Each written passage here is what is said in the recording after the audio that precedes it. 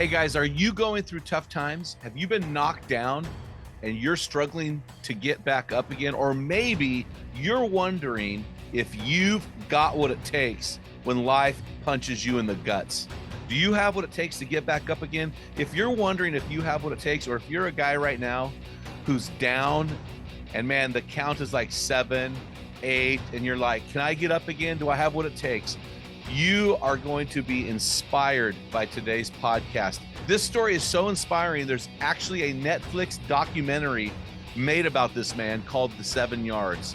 You are not going to believe this incredible story and how it will inspire and encourage you to get back up in the game. Men in the Arena Army, we salute you. Hey guys, thanks for listening to another episode of the Men in the Arena podcast. This is Spotify's #1 podcast for Christian men. I'm Jim Ramos, your host and guide, leading you to your best version in and out of the stress bubble. So guys, want to jump right into our man laws. And this man law comes from a friend of mine, Jeff Van Dyke. And he said this, and you know, it's funny. I experienced this week. We had a guy come to our house for the dishwasher delivery, put a new dishwasher in. And I walked out there and I felt really awkward. I just knew I'd broken a man law. And here's Jeff's man law. Never leave the house in your pajamas. And so those red and black checkered pajamas I was wearing, they were a little bit awkward. And I knew that I'd violated Jeff Van Dyke's man law. Hey guys, this week's hero story comes from one of our women in the arena. We have many wives listening to our show and are engaged in our audience, whether that be on the social media platforms or through our podcast. This one comes from Lydia, and she wrote a poem, and this poem went viral. So I want to read you her poem, her perspective of what an arena woman looks like. Here it is. He's in the arena. She's in his corner. No matter how many times he turns and looks back, she will always be there. She can't fight for him, but she's present at each match. When he's down for the count, she looks him in the eye and reminds him what he's fighting for. Her support inspires him. He was once on his own, but now he can return to her at the end of each round. When his eye is swollen shut, she does what is needed to help him see. She makes the cut, and although it's messy and painful, it's always for his best. He knows she has what it takes to love him when it hurts. With just one touch, he's ready to go to keep on fighting. She knows he's tired and weary, but she cheers him on and he endures. He swings, he misses, he gets hit, he gets knocked down, but he always rises again. She can't intervene. She's not supposed to come to his rescue. Her place is on the sidelines. But when the fighting's done, he comes to her. She is his refuge. She's where he finds rest. She helps him recover. She tends to his wounds. She motivates him to keep training. He prepares for the next fight. He conditions himself to face the discomfort. He encounters the violence so she doesn't have to. He protects her from the hooks and blows. Because of what he faces, she is safe. In the end, they go home together with a shoulder to lean on and arms to embrace. Man, whoo, that was hard to get through. Oh, man, that was awesome. Hey, guys, hit us up, or gals, hit us up at info@meninthearena.org with your hero stories. And if we use yours like today and you hit us back up with your physical address, we will send you some swag just to say thank you for contributing your hero story to this great cause. Hey guys, thanks for making the Men in the Arena podcast Spotify's #1 podcast for Christian men. Guys, I'm super excited, as you already know, to bring our guest on today, Chris Norton. After suffering a spinal cord injury while playing college football, Chris lost all the feeling and movement from his neck down. Given a 3% chance to ever walk again, Chris could have let that define him. He could have thrown in the towel. But with the support of his friends and loved ones, Chris proved the doctors wrong, and his walk across the stage at college graduation went viral. So viral, in fact, that a documentary was made about him called 7 Yards, the Chris Norton story, which I just watched on Netflix. It is awesome. It's also on Amazon Prime and Apple TV. Chris now speaks across the country, inspiring people from all walks of life. So, Chris, it's great to have you on the show, man. Yeah, thank you, Jim, for having me on here. It's always an honor and a privilege to use the pain, the things I've gone through for a purpose. Yeah, and I'll tell you what, I think you're my first ever interview who's like a movie star. I'm just I kidding. don't feel like a movie star at all, but it is pretty neat to have that opportunity to reach people through television. I mean, it's always I've been a motivational speaker, so on the stage all the time, all across the world, but then also through books. But to do it now through people's couches and family rooms, bedrooms, it's pretty neat. Well, I'll tell you what, being a college football player myself, I knew it was coming when it started off with this kickoff. I just knew it was coming because I didn't know your story. And so Hmm. why don't you tell us about that day? What was going on? Tell us about your the school that you were at. Tell us all of the stuff leading up to that event. Yeah, I was an 18-year-old freshman at Luther College. It's a small Division III school in Northeast Iowa. Uh, Came in with big hopes and plans for my life. I was gonna be this all-American football player, meet the girl of my dreams, then make enough money to own a lake house, or better yet, the girl of my dreams family already owns a lake house. Oh yeah. But as the old saying goes, life happens to you while you're off making other plans. And as I was going through school, I just loved it. I was making so many friends, just enjoying life. I felt like on top of the world. I was playing more than any freshman in my class, really starting to earn the respect from everybody on the team that I'm a player. And hopefully I was going to earn a starting role there maybe towards the end of the season. Well, in the third quarter of the sixth game of the season, it's a beautiful fall day. The leaves and the trees changing colors, partly cloudy, low 60s. You can't ask for better football weather than today. And so you think nothing bad can happen on this just beautiful day. Well, I get out in the field for the kickoff. The kicker huddles us up. He calls a play, mortar kick right, which simply is a short, high arching kick to the right side of the field. Now, I don't know why we didn't just call it kick right because our kicker was so bad. Every kick was short and high arching. Everyone was a pooch kick. Yeah. Anyway, I'm pumped because I play on the right side of the field. So this is my opportunity to make an impact. I line up, the ball's kicked. I sprint downfield as hard as I possibly can go. I see an opening forming. My instincts are telling me that ball carrier, he's going to try running through that gap. I'm going to stop him. I'm going to drive my shoulders so hard through his legs, he's going to drop the ball.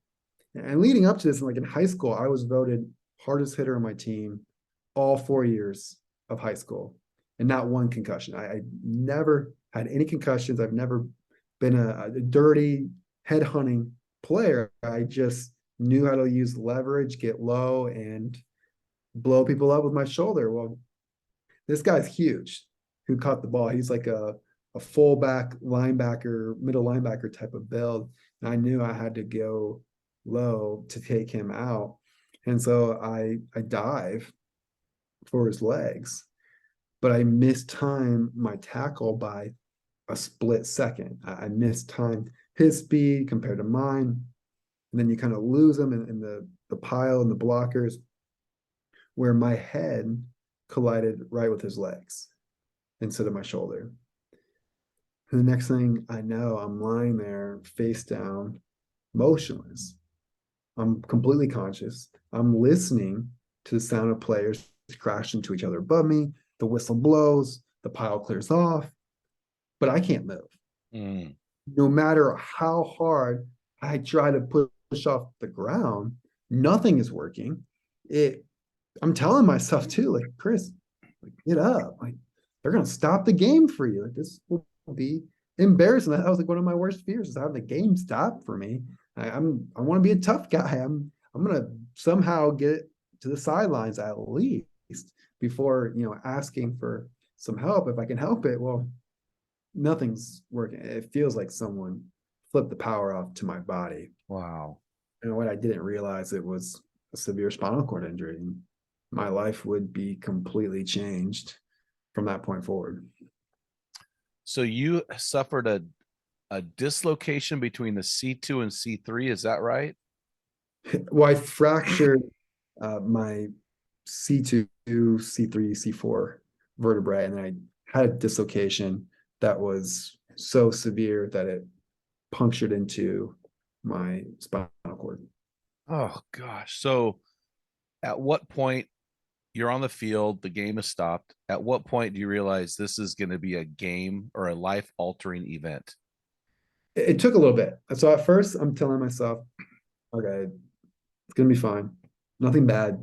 It's gonna happen to you. You know, bad things happens to other people. It happens to someone that you read about in the newspaper, or you watch on television, or maybe it's someone on your podcast. But you know, there's Yeah. no way something bad can happen to me. I felt like I was invincible. Kid from small town Iowa.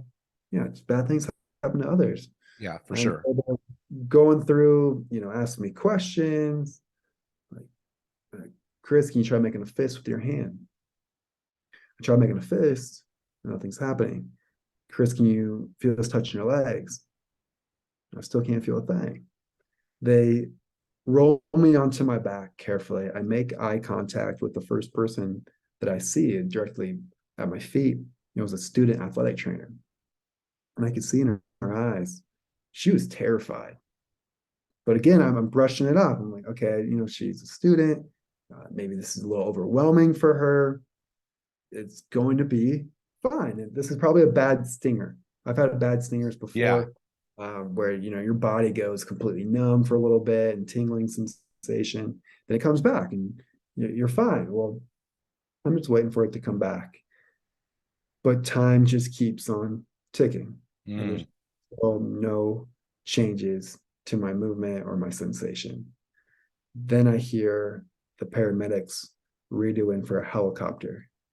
That's the moment when I knew, okay, this is bad. It's so bad that the local hospital wouldn't even be fit to take care of me. Oh, wow. At that point, I close my eyes, I pray, and just, God, please give me the strength to just walk off the field. I just want to be a normal college kid. I was living, I felt like my best life ever. I was on an Hmm. all-time high.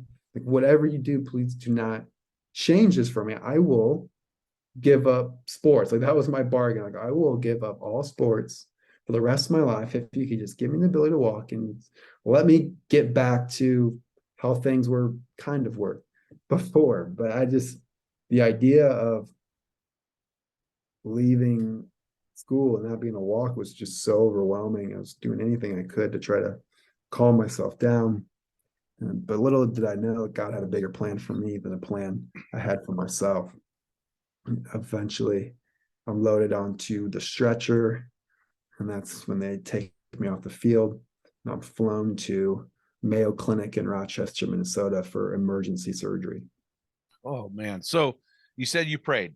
So is Luther, I don't want to assume anything here. Is Luther is it a Christian college?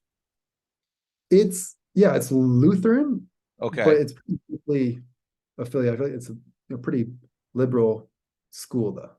But yeah, it's Okay. Martin Luther. So you prayed. Where at this point in your journey, where were you in your relationship with God? Where were you spiritually? You're an 18-year-old kid, you're on top of the world. I mean, I can only assume certain things, but where were you at this moment? Uh, Faith for me was something. It's like a break glass in case of emergency Yeah, kind of totally. thing. Yeah, it was one of those things where I believed in God, I had a faith, but it wasn't something that I thought about or lived out daily. It was one of those things where, God, I really need you, so I'm going to pray this night, or I'm going to pray at this moment, or this someone needs prayers from me, so I'll pray for him. But it was not something that was truly part of my identity, even if I might have said it was at this point. Thankfully, my parents would drag me to church every Sunday. I went to Sunday school, did the fellowship for Christian athletes. So it's always was there, and I had that foundation. So thankfully, I was able to fall onto that and lean into that because I was so used to doing everything myself. Oh, Like totally. I got this, God. Like I don't need you. And all of a sudden I'm in a situation, it's like, oh my gosh, God, I need you so badly right now. I have no idea what to do, what my life is going to look like. That's when I was so dependent on myself, and really God kind of, um, in a way, showed just how important He is, and to lean on Him, not your own understanding. Proverbs 3, 5, and 6.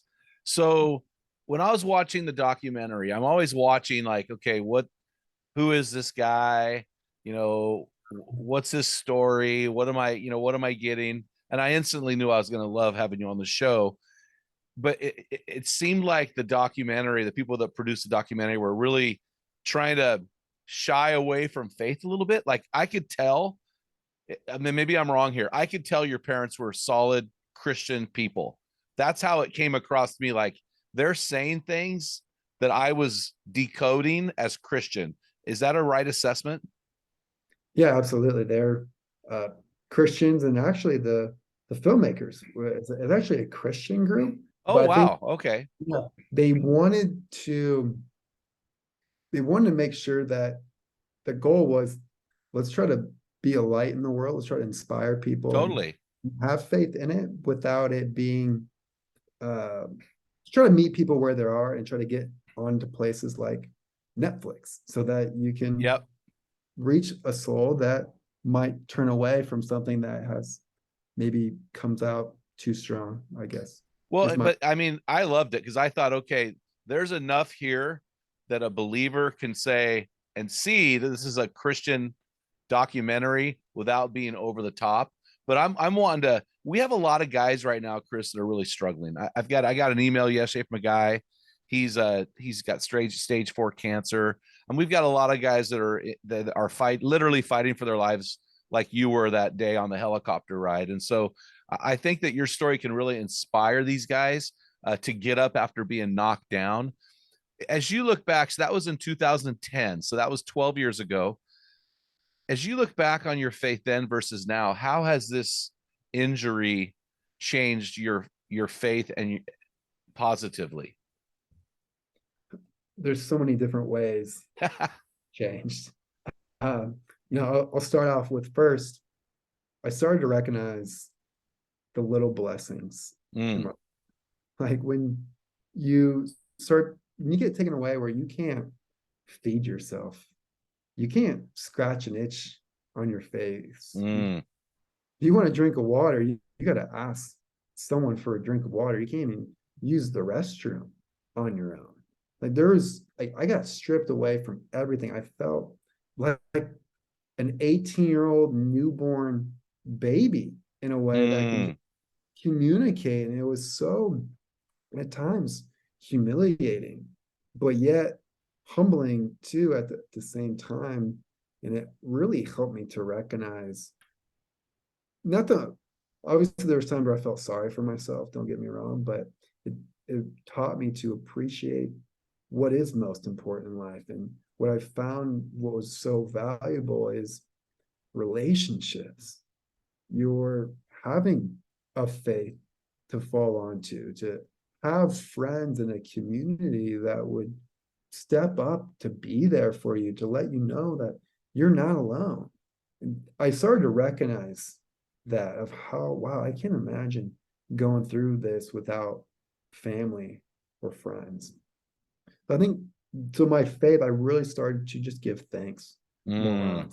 Every single little bit of progress that I did receive, I would also give thanks, while also fighting the demons of the past and what could have been, what should have been. Like, those things are nonstop. Every single day, you're going to get bombarded with that. And so I had to really stay present into this moment, Oh, get caught up in what's the future going to look yeah, like, yeah. or what used to be, right? Because I had to literally grieve my old life, because I wanted my old life so bad. Like, I was this strong, macho guy, competitive, just, I felt accomplished in sports, and all of a sudden I didn't have that anymore. It's like, who was I? Who am I now? And so I had to really kind of dive deep into, what does that mean? Like, what does it mean to be me? And I realized that what people truly care about too is, they don't care about the accomplishments. They care about who you are as a person. that they care about the Yes. love that you give and receive.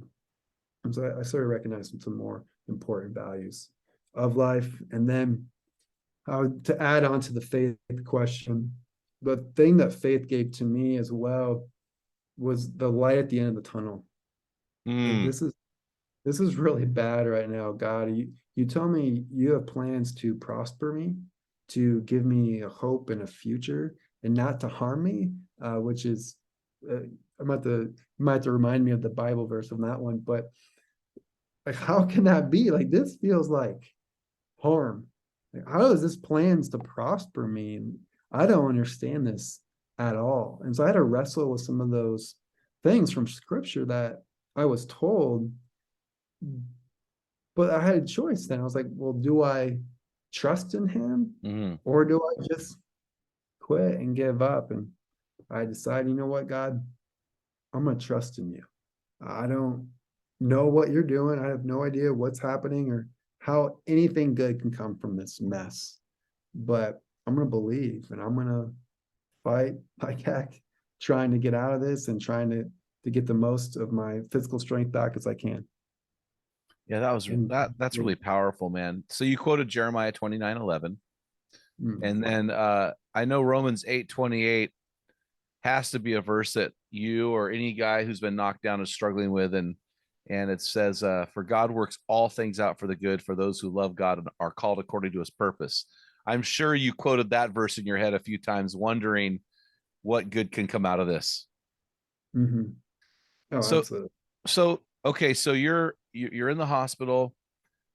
What impressed me about this documentary, two things impressed me, Chris. One was you're kind of gnarly. I mean, you're kind of BA, like your mindset is probably in the upper 0.001% of fierceness. I was like, this guy's a warrior. I mean, the decisions you made and the goals that you set, which we'll talk about the 7 yard goal and the graduation goal, but I was really am really, really impressed with how fierce you are. The Mhm. second thing that impressed me was, man, I'll tell you what, you had some people, your parents are impressive. Your wife, I'm like, did you have to cut the horn off her to marry her? I'm like, is this a unicorn? Where'd this gal come from? Is she really a human? Is she an angel? I mean, I'm like, come on, really? And then the third thing is your buddies. I'm like, really? I mean, these guys, nah, come on. Guys are, I mean, you had some bros that were like, I mean, these guys are impressive. So tell me about how vital it is when a man gets knocked down to have key relationships built into the fabric of his life before a tragedy ever hits. Yeah, I mean, you're right. I did have some established relationships that thankfully I had some pretty strong ones that I could lean on Mm-hmm. when, stuff hit the fan. So it's very important. I think it's what helped me even before my injury, then after my injury, even it really exploded it. I was pretty vulnerable. Yeah. I was okay with I was a tough guy. I felt like I'll figure it out. I'm independent. But when there's something bothering me and I felt upset about something, I wasn't afraid to share that. And I think that led to some pretty deep relationships and connections early Mm-hmm. on. Well, I wasn't afraid to just be myself. I wasn't trying to be anybody else but Chris. And I think that I mean, we all like to be genuine and authentic as much as we can.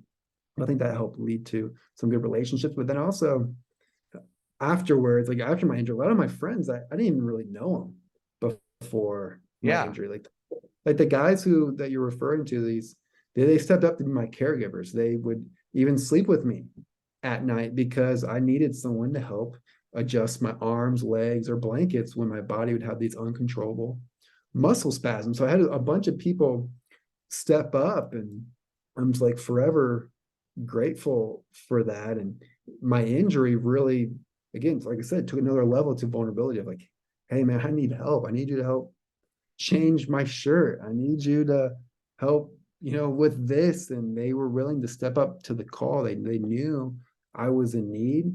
I did my best to be appreciative as much as I can. So I think that's another thing too, is acknowledging those relationships to help deepen them and to be there for one another and really verbalize what they mean to you. And because people, I found, if they don't feel like they're being appreciated, that no matter what you need, they don't want to help Hmm. because it feels good to be appreciated. So that was something I learned as I went. The more I made sure how much I love these guys and how much I appreciated them, the more they would even step up and do things I didn't even ask for. So, Chris, are these guys? So, you're a freshman. Are you a true freshman? Yeah, I'm a true freshman. So, I knew him for 8 weeks before my injury. I'm trying to do the math going, these aren't high school buddies. These are guys that you'd known less than 2 months and you'd already developed this relationship. And, a lot of the guys listening to this show, Chris, struggle to form deep relationships. How are you able to get so? I mean, I know the injury really caused things to exponentially explode when it comes to like intimacy, and your buddies joked about how many guys slept with Chris, type of thing. But what did you do to pave the way for that to happen? Because you had set the stage not knowing this would ever happen. Yeah, I think it's given people opportunities to help, right? I Uh-huh. think we want to do everything ourselves, and especially I think more so with guys, like, oh, I'll do it. Like, I'll take care of this. I don't need Yeah, anybody's. I'll figure it out. And I was in a way kind of like that at times, but uh, I when it came time when I needed help, I was going to ask for it. And so I think for any guy listening, I know we all want to do everything ourselves, and it's okay to ask for help. And honestly, by giving people the opportunity to help is really enriching for them. Like absolutely. you're giving them something. So I'll tell you. So I had a wedding for one of my best friends. We're all there after the reunion, talking, reminiscing about college. I remember telling them, like, guys, I just don't know how I can ever thank you Mm. or pay you back for what you guys gave me during the 4 years of college. Like I had a pretty normal college experience thanks to them. They would, you know, get me up in the morning or put me to bed. And on the weekends when we would go out, they would all split responsibilities. They would be brushing my teeth and fixing up my hair with gel, changing my outfits. They'd even pop zits on my face. Like they were incredible. Oh They're probably man, the, oh man. they're probably the worst grooming team in the world. Yeah, But yeah. I love them. They would step up, they would go out of their way to help me, even when it was inconvenient. That's when you really know too. When a friend will go out of their way and inconvenience themselves because they want to be there for you. That's a good friend, because I had a lot of friends who would help out when it was convenient. And then when it got a little inconvenient, then they kind of drifted away at those moments. But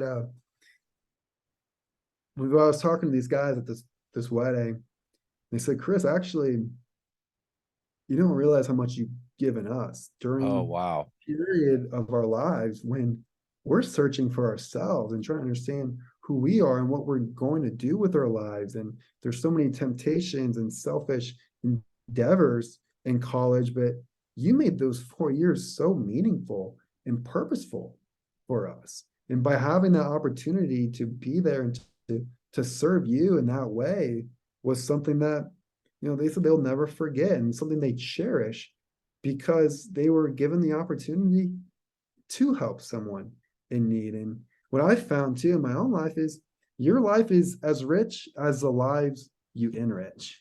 Oh, And that's I good. believe that. Your life is as rich as the lives you enrich. That's beautiful, man. That's so good. So, as I'm pondering and I'm going through timelines here. So, you're injured. I'm assuming that sometime in mid October. October 16th. Okay, so you're given a 3% chance to ever move again. And if any of our guys, we got hundreds of guys on YouTube watch this. Obviously, you're moving around and doing your thing.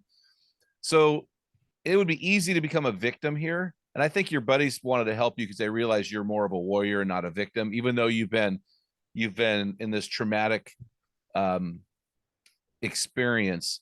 Tell us about the doctor, the big toe, and Thanksgiving. That's just about a month later, right? Yeah. So you're Yeah. talking, you're 2 months into this, and you've got, even when you're knocked down, you got guys like your parents and your buddies helping you, but you have the negative voices coming in. And how did that inspire you to prove them wrong? Can you go through that process? You know what I'm talking about. I do. And actually, I'll do a step further and tell you, because you have two voices, right? Yeah. You got some encouragers, you got people speaking life to you, then you got the naysayers, and you have to choose who you're going to listen to. And Mm. so I want to first talk about, tell a story that will lead into that story of someone who did speak life into me. And it was the fourth night of the hospital stay. And it's up late, 2 in the morning. Oh, yes. I forgot about her. And I'm restless. I have so many questions. At night was the worst. I hated going to sleep at night because as soon as my room got dark and quiet, that's when all my fears came Mm. rushing, all the certainties of, will I ever go back to school and be with my friends? Will a girl ever want to be with me? Will I ever be a dad and have a family? Will I ever be happy in a wheelchair? And most nights I cry myself to sleep and I can't even wipe away the tears from my eyes. And so I'm wrestling with all these thoughts and emotions. This nurse comes in and she comes to my bedside, which was odd because all the nurses before, they just come in, they check my vitals. It's what they have to do every 2 hours. They check it and make sure it's okay. They leave. Well, she comes to the bedside. She gets down on one knee and she says, "Chris, look me in the eyes." And she was kind of mean about it. And I lock eyes with her. She's a short, slender woman, short reddish hair, glasses, probably in her 60s. She's got this voice that sounded like she came straight out of a Western movie. "My name is Georgia. I'm from Wyoming. Do you know anyone from Wyoming?" Say no. I'm thinking, where is this going? She says, "Well, people from Wyoming don't tell lies. And I want you to know you will beat this. You will beat this." I instantly start crying. I needed to hear those words so badly because up to this point, I was questioning whether all the time and effort I was putting into my recovery, would it ever pay off?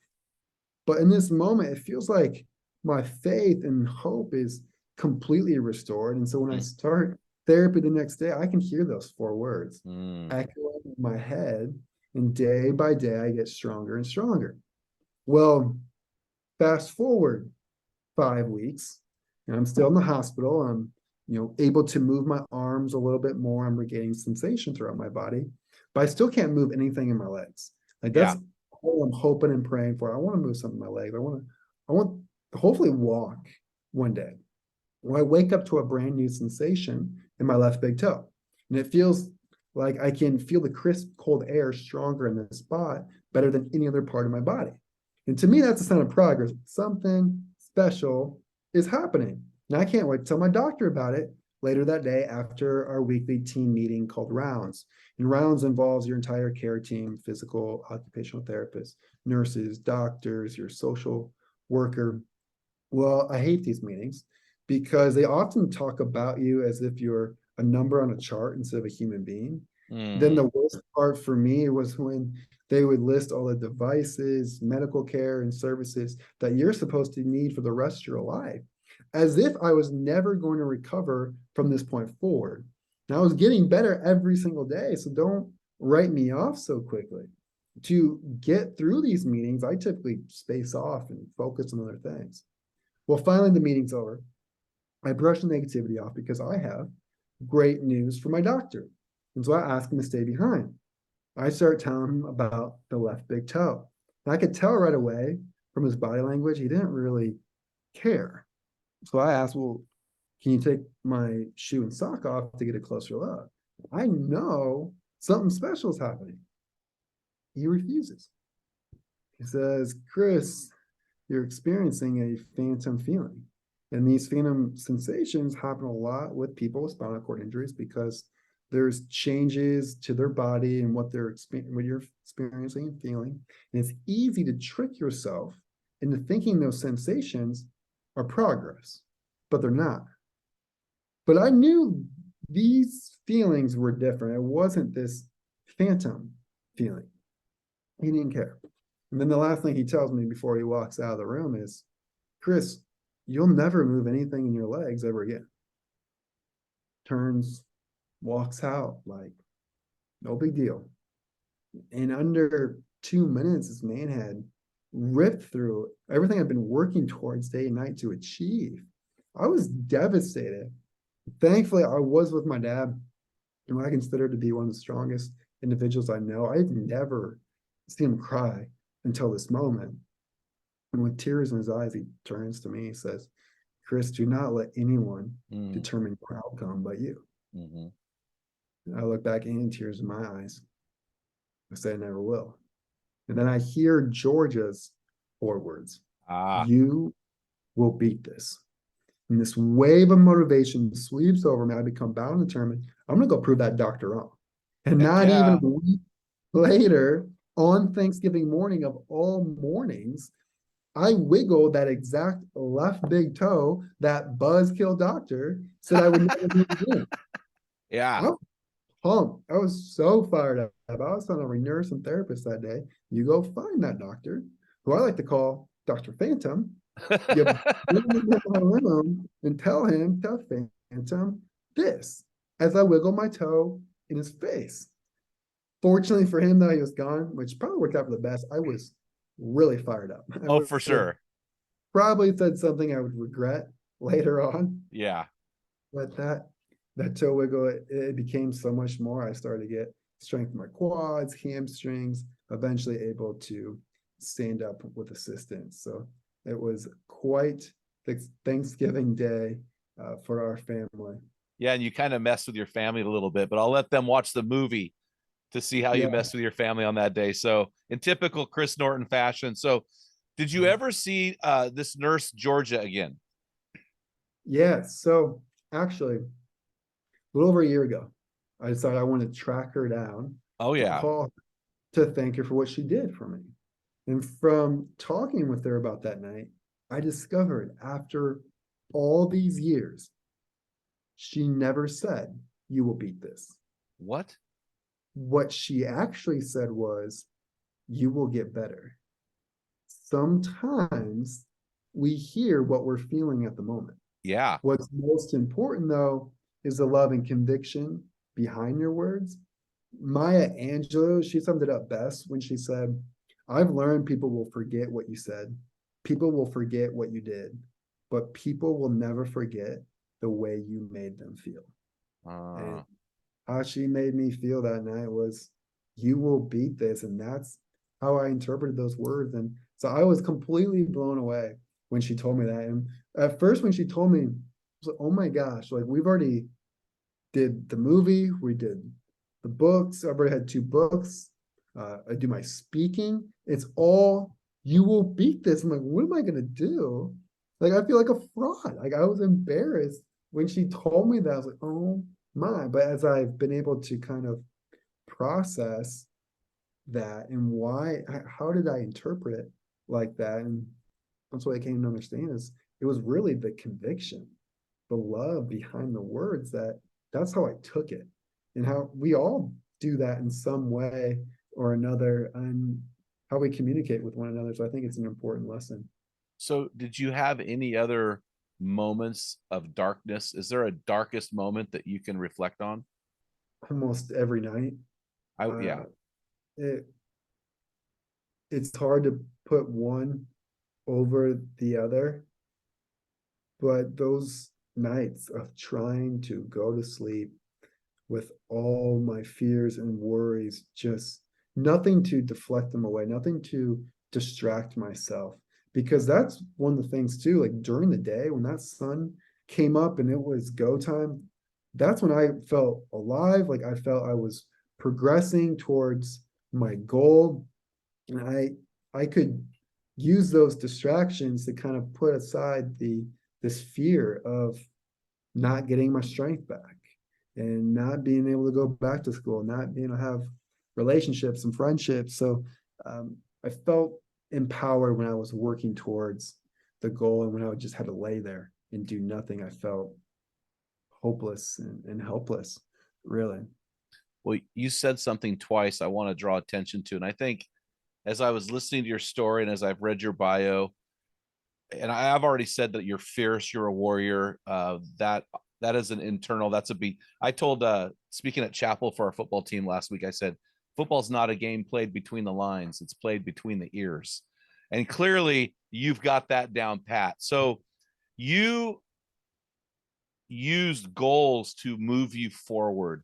And it seems like when a man is down, when a man's been knocked down, if he doesn't have, even if it's short-term goals, just getting small wins under his belt, he's going to be hamstrung, so to speak. Can you talk to us about goals, how they helped you, and what was, after you got the toe wiggling and you're starting to get your feeling back, you came up with a I call it a BHAG, a big, hairy, audacious goal that very few thought you could accomplish. So why don't you walk us through goals, and what was that goal after this big toe incident that you decided, hey, I'm going to do this thing? I set a lot of big goals, and for me, what I always had to keep in mind, especially as slow and tedious of a process it was to Yeah. recover from a spinal cord injury, is your future will take care of itself when you take care of today. Future will take care of itself when you take care of today. And so I had these goals. I had this future of what I wanted, and I was fearful that I may never have it. Instead of using that fear to paralyze me more already, I just focused on one moment at a time. And it's something that I think everyone's probably heard one way or another, but when the amount of fear I had to wrestle with, it was paramount that every session I brought just my full attention to, and to not worry about anything else, not compare myself to the past or worry about where I'm going in the future. Is how I had to control what I could control, which was my attitude and effort. And so I had to exude as much focus and effort into every little thing I did, just one session at a time, one day at a time. And I knew I just did not want to get, couple years down the road and look back and think, wow, I wish I would have tried harder. I wish I would have spent less time chilling and hanging out and watching TV and more time working towards my goal. I did not want that, especially when it came to, at the time I thought my livelihood, the rest of my life, I felt if I was going to be in a wheelchair, that I wasn't going to have a good life, which I really don't believe that anymore. But that was the false notion I was under. So I had this urgency to do everything in my power to get back to as close to as life was before. Although over time I came to realize that was never going to happen. And so that's another thing I think with my goals. You talked about it. I was fierce. I was determined. I applied so much effort and focus. But what I think people miss, and I think is a strength of mine, is your ability to adapt. Yeah. Right. Like when new information comes in, when circumstances changes, when conditions are altered, you need to take that information in. Do not let pride, ego, or stubbornness stop you from making changes. And so for me, I said, I'm going to walk out of this hospital on my own power. I'm going to be playing video games with my hands by Xbox, or I'm going to play Xbox by Christmas. And I'm going to be going back to school second semester.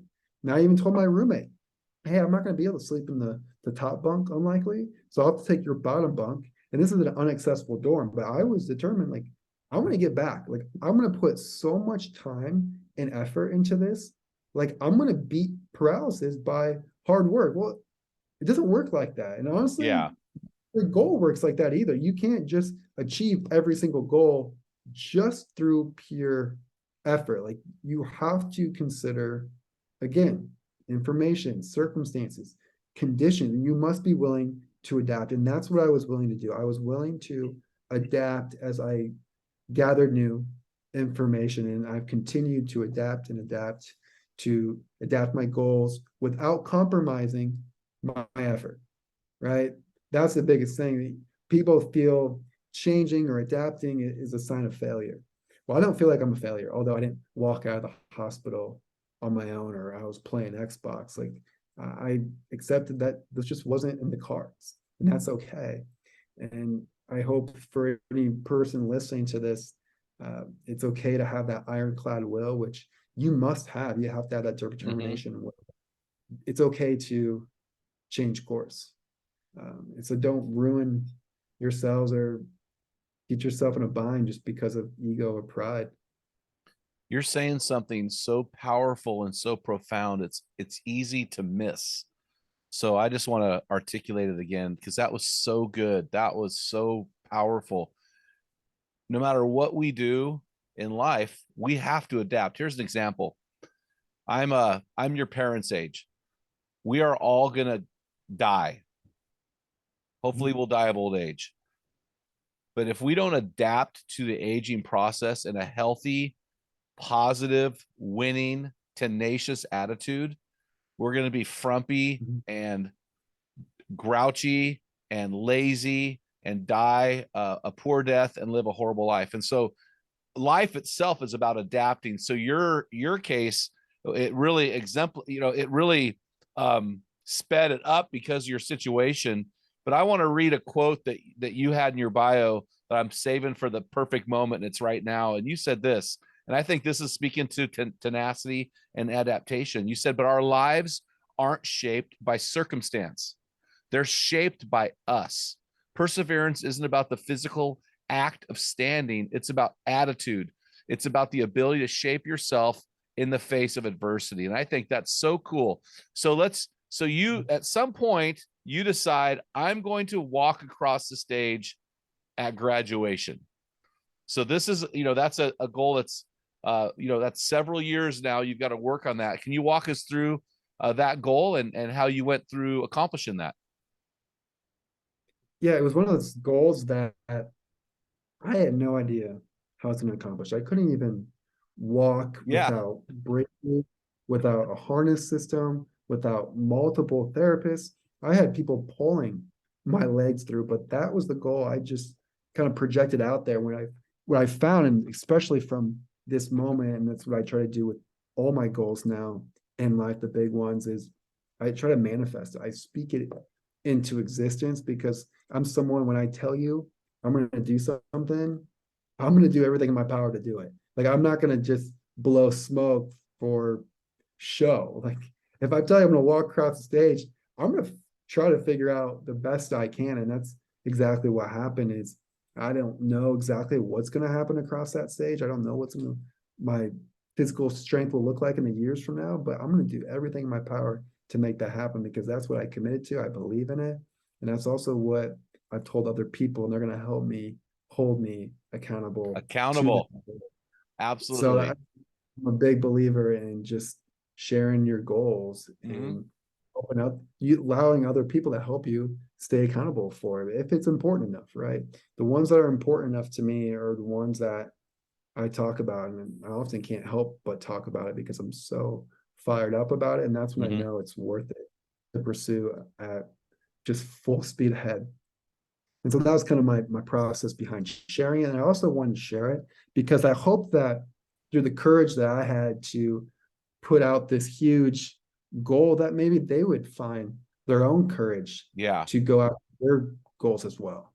And I was wanting to use my example to help others. And that's also kind of the beginning of where I saw the power of your example and how much you can influence one another. And that's also led me to my motivational speaking as well as a career. So how did you go about getting across that stage? One of the things I did too was I finished school a semester early. I uprooted Emily and I met in college, and she wanted to come along. And so we went to Michigan, which is like a 15-hour drive from where we were, to train at a facility where they have worked with a lot of people with spinal cord injuries. And it's a very intensive program, and I wanted just a kind of an escape to all I'm going to do for the next 6 months before my graduation is just train all day long, train hours in the gym, come home, train. And that was no other distractions from friends or family or any social life. It was all training all day long.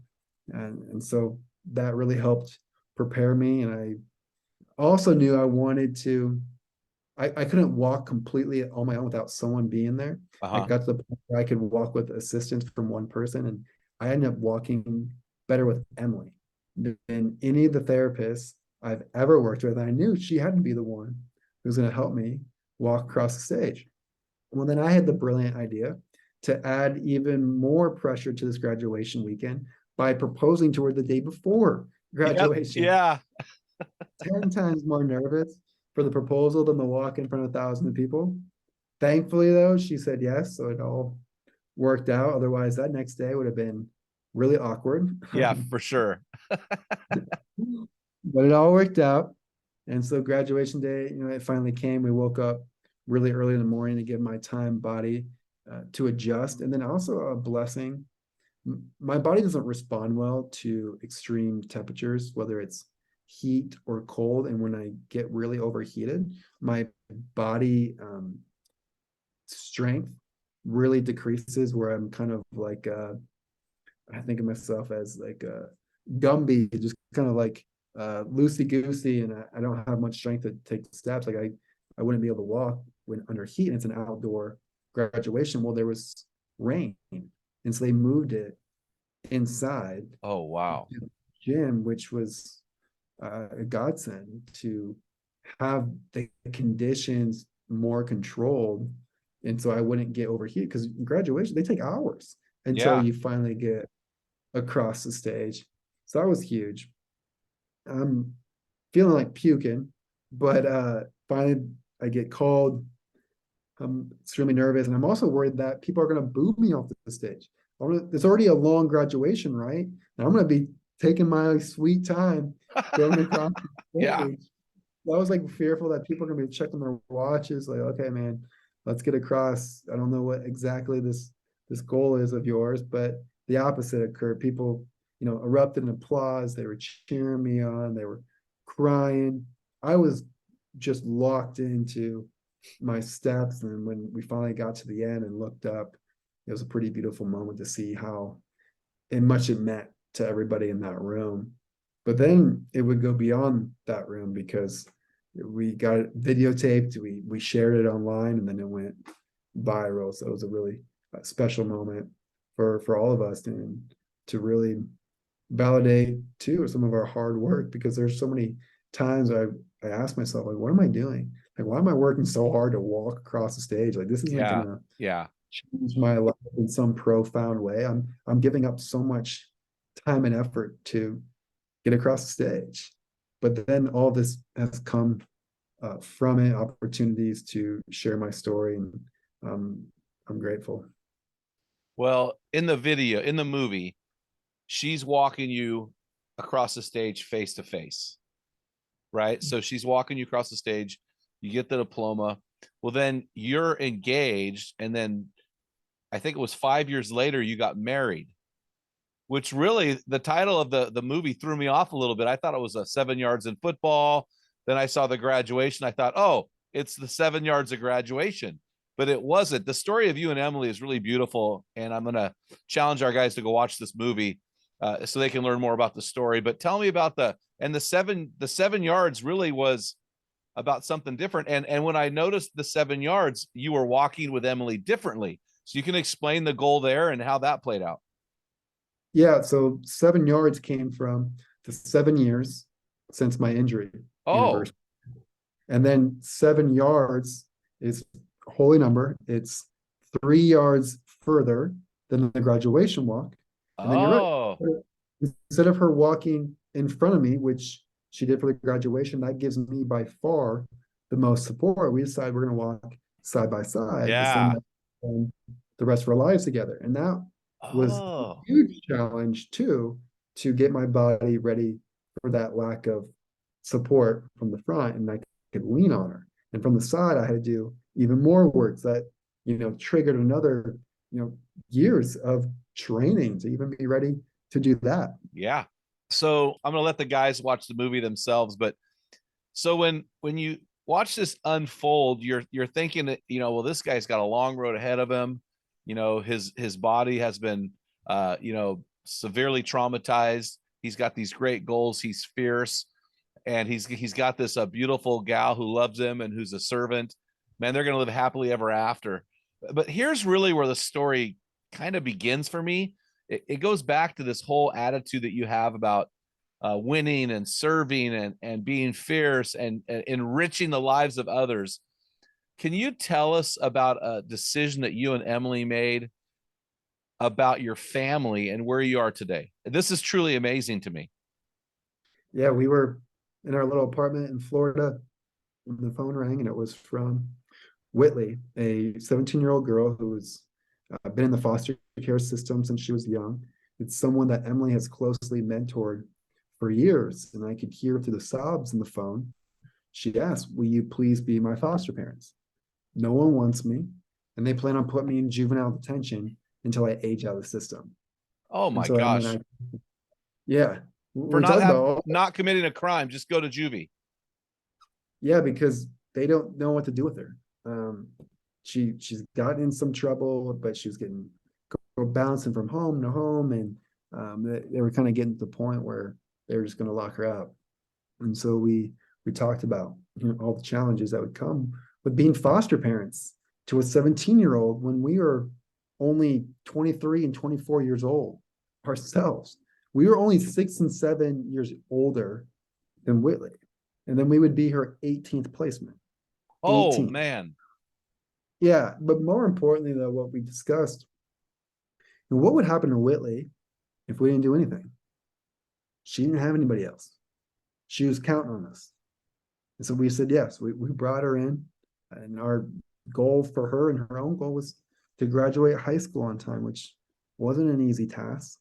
But through the 8 months that she was with us, she was able to graduate high school right on time. After graduation, she decided she wanted to pursue college and live out on her own, which then we decided, okay, let's have another child in our home to foster. And start out with one, which I thought was a sweet spot, but Emily had other ideas. Emily pushed us to take in two, then three, then four, then five kids eventually is what we got to. And how we got to five is we accepted a sibling placement of four girls. Yeah. They're sisters. And there's no way we couldn't break them up. And so we brought them in, and we brought them in actually 4 months leading up to our wedding. So it's very, very backwards from how we planned or anything like that. But you know what? We felt called to do it. And so we answered that call. And so we had all these girls. And so about during that first year of marriage, we knew that Whitley and those four girls belonged with us forever. And we adopted all five of them. Wow. And then eventually welcomed another little boy that we're fostering.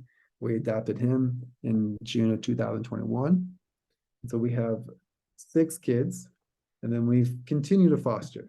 And we have right now 8 kids, 7 that are living in the home, and one of them too that we just added a little over a week ago. She's deaf, and so that's been another layer of adjustment of being able to communicate with her and helping her learn how to communicate. So everyone's learning ASL right now, trying to make sure she feels welcomed and loved, and that she can communicate with us. And she's pretty behind with her language, but we're catching her up. Man, that is just so impressive, man. We're getting short on time, but I do want to have you give us a report. How's your body? Where is your body? I mean, clearly you guys are staying busy. Holy cow, you got a herd. How's your body doing? Where are you at in your healing process, so to speak?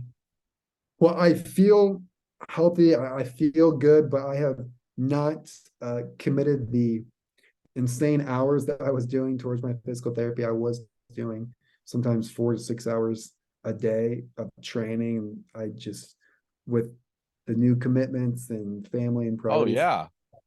completely shifted. And I've also come to a place in my life too where I understand, you know what, happiness is not measured in steps. I know people who can run, jump, and swim who are unhappy. So clearly, happiness doesn't have anything to do with your physical strength or even Yep. possession. It's Yep. everything to do with your mental health, your mindset, your faith.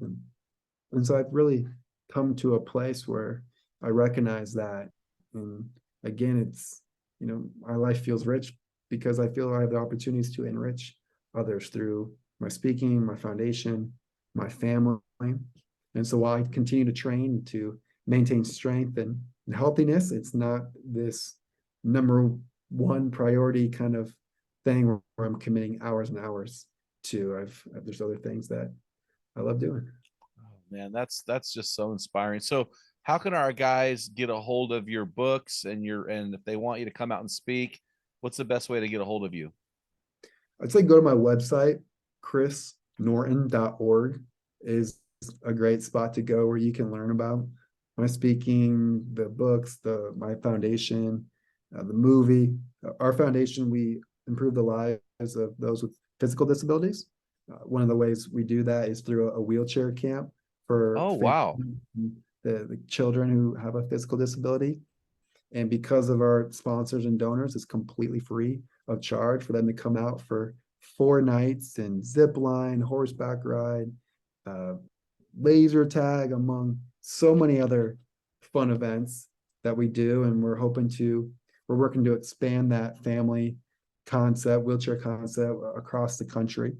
We have that right now in Minnesota and looking to go to different locations, keeping it free for more families, because oftentimes when you have a disability or you have an injury like myself, you think the fun's over. Like there's what can you do? There's not going to be anything exciting, and it's just not true. There are things out there, and so we hope to really provide an opportunity where people can feel empowered and to see the possibilities for their lives. So that's one of the things that I'm also working on, among others. But yeah, so you can learn all about that through the website and my social media too. I'm on Instagram and Facebook and TikTok, you name it. Oh yeah. Well, you got a new follower last week. His name is Jim Ramos. So very, very impressive. And so, hey guys, here's your action item for the week. Let's get our boots on the ground here. What do I want you to do because of what you heard from Chris today? And here, simple. This is going to be simple. It's going to be easy. You're going to enjoy it. Get your wife, get your kids, go to Netflix, go to Amazon Prime, go to Apple TV, and watch the movie, the documentary, 7 Yards, the Chris Norton story. I promise you, you will be inspired to charge hell with a squirt gun. Chris, thank you so much for coming on. What a blessing it is to have you, man. And just so cool to hear about a guy who's finds his wealth in this world by enriching the lives of others, in spite of what life may do to you. And when life knocks you down, it doesn't knock you out. So thanks so much for coming on the show, man. Yeah, thank you, Jim. Appreciate it. Man, what a great podcast. Men in the Arena. Guys, head on over to meninthearena.org. Grab your free copy of my book. Tell them what great fathers tell their sons and daughters. While you're at it, sign up to join one of our many virtual teams that happen around the country. Just click the Join Our Program button on the homepage. Until next time, feel the wet sand on the arena floor. Hear the deafening roar of the crowd. Taste the sweetness of victory. Smell the stench of battle. Get in the game. Get dirty. Grind it out. Get up when life knocks you down. And be a man. You've been listening to the Men in the Arena podcast. If you hunger to be your best version, then join thousands of men from around the world in our Men in the Arena forum on Facebook. This is the best place to have open discussions around the topic of biblical manhood. Make sure to explore our website at meninthearena.org, sign up for the weekly equipping blast, and take advantage of our many free resources designed to help you become your best version of a man. Thank you for listening to this episode of the Men in the Arena podcast. Remember, when a man gets it, everyone wins.